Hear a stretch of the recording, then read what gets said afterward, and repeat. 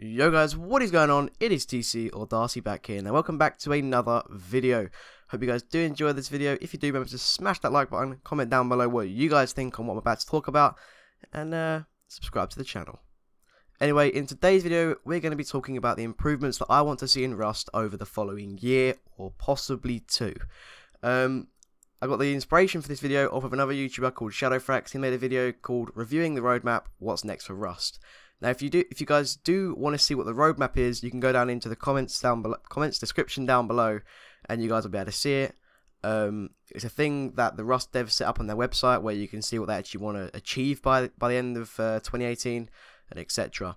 So I'm going to get through the stuff that I think on there is pointless, and the stuff that I think on there is a great ad, and what I want to see in it, and what I would really want gone from Rust. So anyway, let's start. So if you guys do bring it up, you guys will be able to see.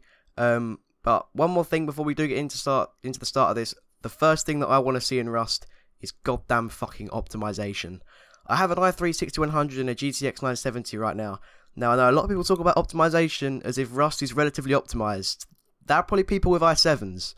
I'm talking about people with not exactly a lot of money to throw into a computer.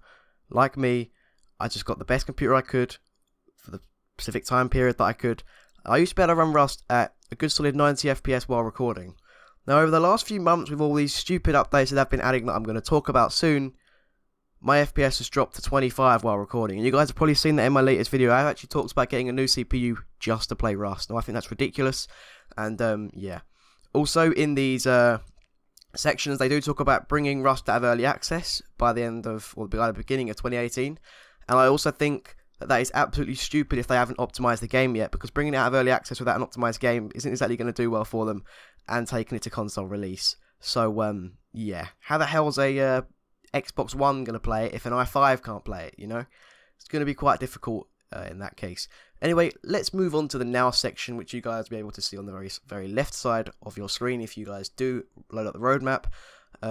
And that was for this year, and it hasn't been completed yet, but that's fine because they have actually done quite a large portion of it. But I'm going to talk about what I think should be gone in this section. The majority of it is gone because this year, in my opinion, hasn't been a good year for Rust, but it's not been a bad year at least. But yeah, the first thing that I don't really want to see in Rust is the learning curve. So if you guys have watched Shadowfrax's video, you hear him talk about the hints and pop-ups and the task list. You guys will see there's a task list on the top hand corner of your screen. I don't know which side it is, left or right, and it tells you what you need to do to get started in Rust.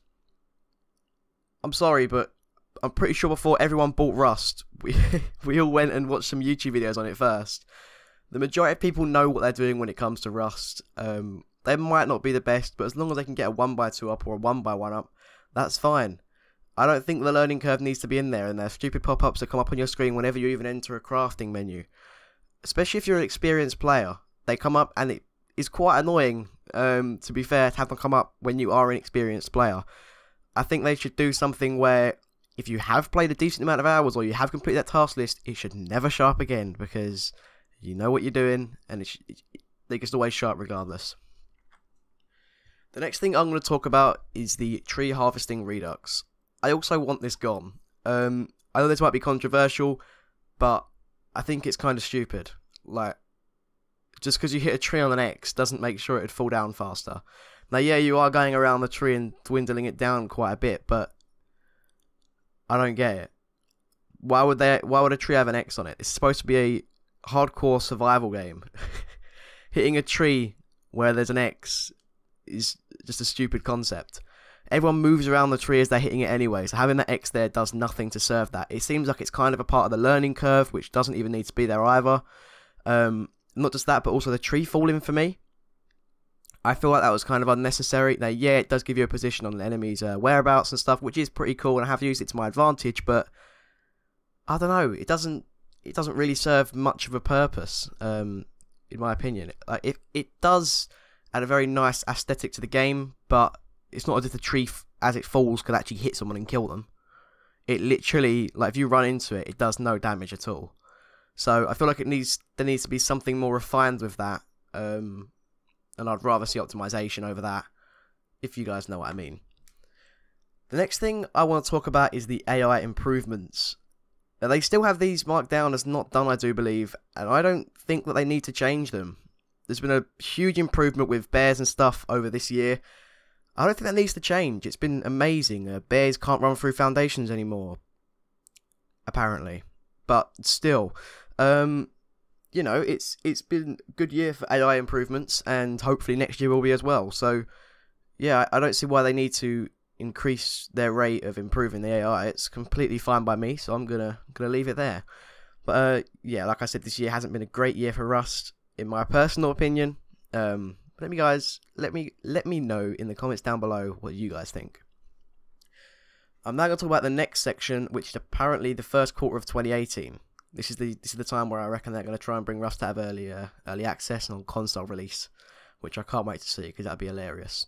The farming 3.0 is the first thing I want to talk about. Please just remove it. Come on. Like, I do appreciate all these cool updates that they're adding to Rust, but it is useless and no one uses it. And it isn't even that important. And without that, there's a possibility of better FPS. You know, and that's something that I would rather trade. By farming 3.0, I'm talking about farming the hemp plants and stuff.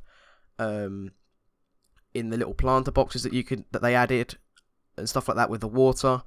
And that's really all there is to it. And the corn and the pumpkins, all of that sort of stuff.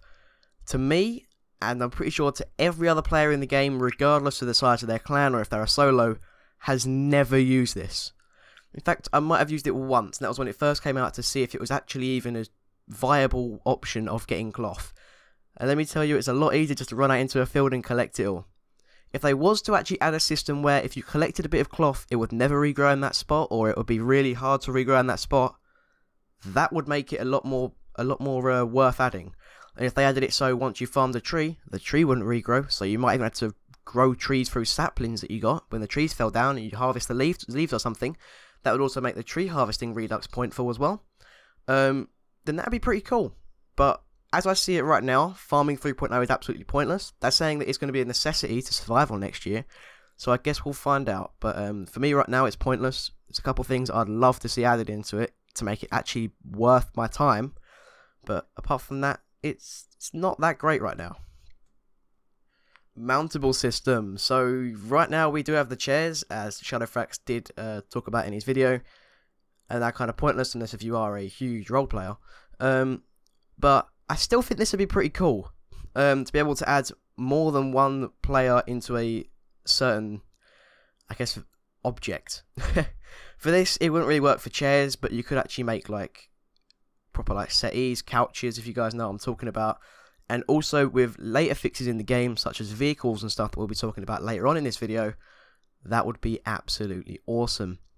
It's add a new dynamic to a group for clans and grouped players, but for solo people, it's not really going to do anything, so that's not that cool. For them, at least. APCs and NPCs. I think this is a must. The goddamn launch site in Rust is so over goddamn powered. It's ridiculous. That thing's so OP. If you can get up there at the beginning of the wipe, you're going to get so much shit that wipe. That's all I'm saying. As long as you don't get raided, I guess. But, yeah, they need to make Bradley more powerful and add these goddamn scientists into the game. Like, by making Bradley more powerful, that would just crush the launch site, hopefully. I hate the launch site, guys. I've never actually been able to get to the top without dying, to be fair, so that's probably the reason why. But also, it'd be pretty cool if there's going to add more tanks to the game, possibly with different names and with different abilities. That'd be pretty cool, and you might not even know which one it is as it's attacking your base. But yeah, like I said, it could attack your base. That'd be pretty cool. Yeah, you could have like 3 or 4 tanks roaming around the whole island. The island's relatively large enough to do that. And it could attack bases where the players are online, and possibly if there's possibility of like more than 3 players, it could attack the base. That's my concept behind it. Because if you're a solo player, you're not gonna be able to fight off a goddamn tank, are you? That would be quite difficult. But yeah, I do think that this APCs and NPCs is a must, just to slow down the rate of people getting up to the top of launch site and stuff. But that's about it. It does seem like a pretty good idea. And now we're going to talk about the arrowheads. Now, I've been actually wanting these in Rust for goddamn so long after I saw that Shadowfrax concept Limbo video. Holy shit, these are going to be awesome. Now, as I can only really do primitive PvP, as the second I get into guns, my PC lags the second I take a shot, because freezing is a massive issue in this game. Hint, hint, optimization. I would really like to see these arrowheads, because it would allow me to actually kill geared players before they even see me. Like, that would be absolutely awesome. So they've been talking about adding quite a few of them, and I can't wait to see that if they do add them. It would be great, and primitive PvP might actually become a viable option against players with semi-rifles or something like that, pythons. So yeah.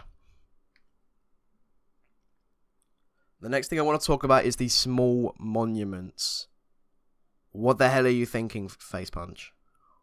What the hell are you thinking? I don't think these are necessary. We've already got the supermarket and the gas station. You don't really get much good loot out of them, so I don't see why anyone would actually want any more small monuments. And I think optimization comes first. And it's not exactly the biggest deal either, in my opinion.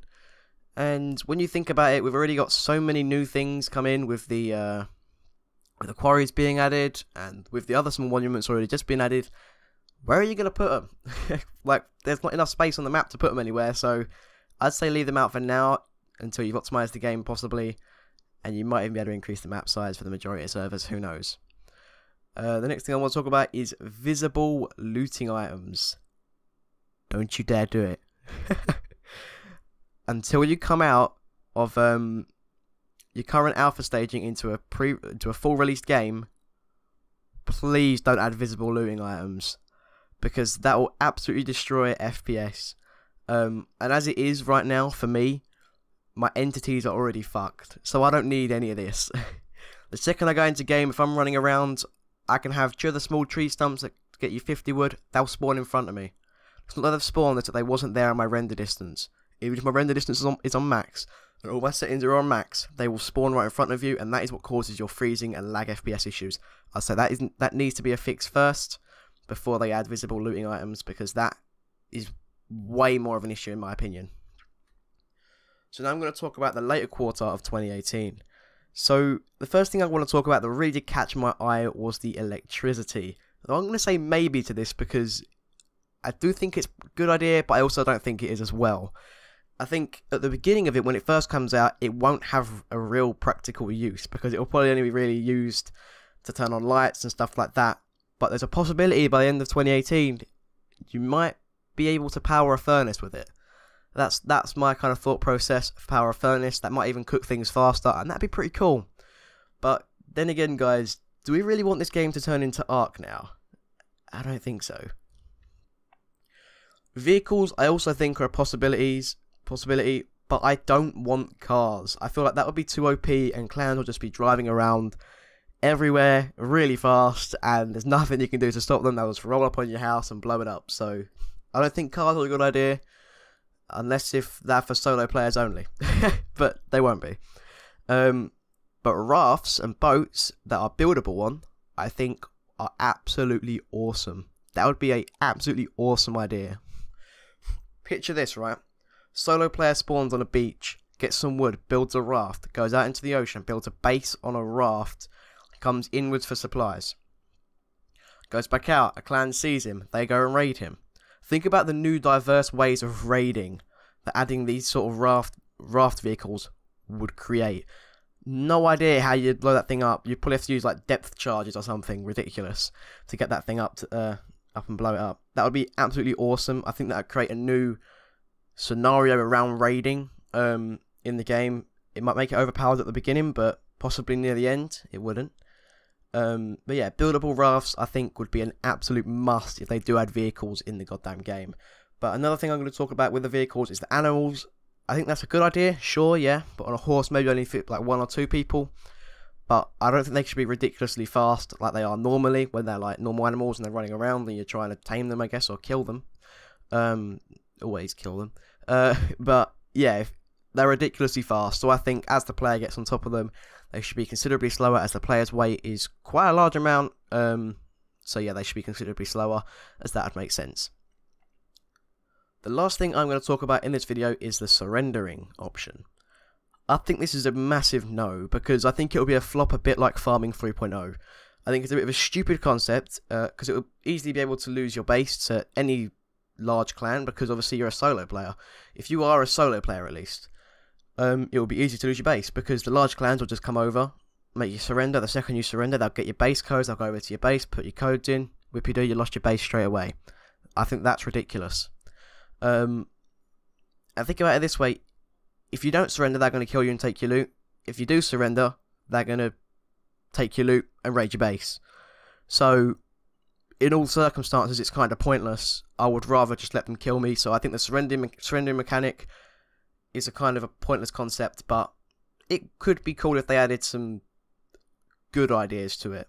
But I'm not sure about that. Anyway, I'm not really sure I like where Rust is going right now, guys. But we'll find out at the end of 2018. I am quite excited for it though, with the whole vehicle idea and these arrowheads and the electricity. I'm quite excited for that. But yeah, I feel like that the game is going towards more clan-based activities. But hopefully for us solo guys, it will help us out a little bit as the year does go on. I'm not primarily solo. I do play in clans, but I played a bit of solo here and there. So I know what it's like for you guys. Anyway guys, if you guys did watch the video, remember to smash that like button, comment and subscribe to the channel. Tell me down below what you guys thought of this and what you guys want to see added to Rust in the near future. Hope you guys did enjoy. Have a great day. I'll see you later. Peace out, everybody.